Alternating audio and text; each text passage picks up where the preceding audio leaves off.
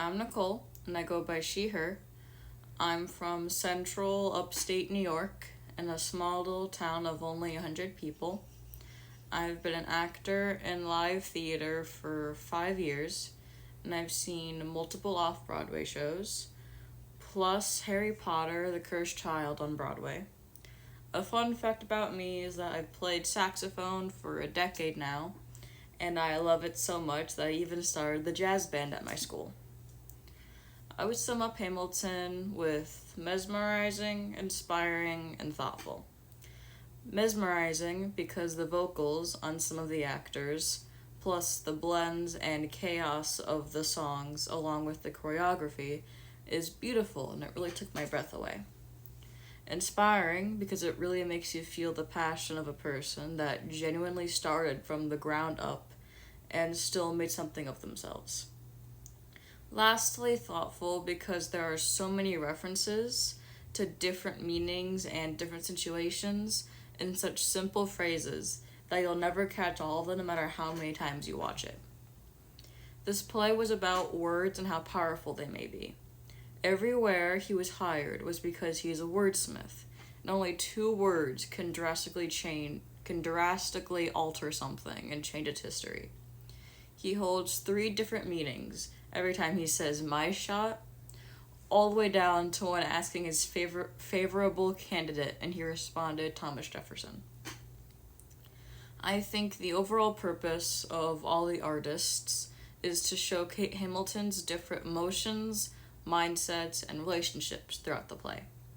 The artists wanted the audience to feel the way Hamilton felt after each hardship, to feel inspired after each motivational song, and to truly understand how much he worked and how intellectually bright his ideas were. I believe the artists were successful in achieving this because in the film, the recording of the live audience, you can tell when the tension's in the air, when they're really into it during a rap scene, and how dead silent it is when the play addresses a death because they're feeling empathetic, feeling those emotions. I was a little surprised to learn about the idea of owning your own, but I think it's important. I was aware of the likeliness of some sort of oppression, but it did not occur to me how present it is and to the degree of which people feel suppressed. I was a little shocked by the background of the word actress and to discover the many relevant issues in theater today. The hiring related statistic that really stood out to me was that 86.8% of shows were written by white playwrights.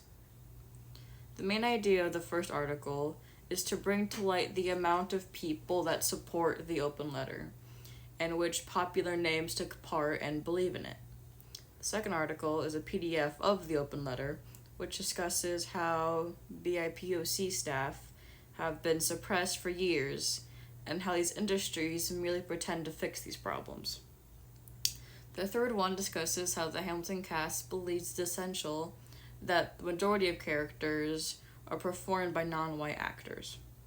The next one's about some people's problems with Hamilton, from female characters not having enough stage time all the way to the historical inaccuracies because of their racial cast choices.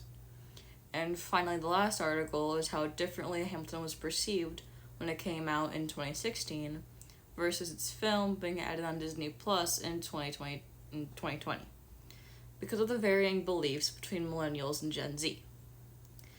I think Professor E had us read these so we may gain knowledge on the topic to form our own opinion by reading different perspectives and beliefs on the topic. The second article that had the open letter in it stood out to me because I found their specific examples and repeating choice of words interesting. I still enjoy Hamilton despite what I learned, but I do find it even more eye-opening and interesting because of all the controversy and different interpretations behind it.